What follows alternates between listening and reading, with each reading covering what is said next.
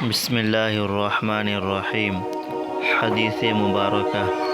میں نے رسول اللہ صلی اللہ علیہ وسلم کو یہ ارشاد فرماتے ہوئے سنا کہ جو شخص میرے نام سے وہ بات بیان کرے جو میں نے نہیں کہی تو وہ اپنا ٹھکانہ جہنم میں بنا لے۔ یہ حدیث نمبر 109 ہے۔ حضرت امام بخاری رحمۃ اللہ علیہ اس حدیث شریف کو صحیح بخاری شریف میں نقل کیے ہیں۔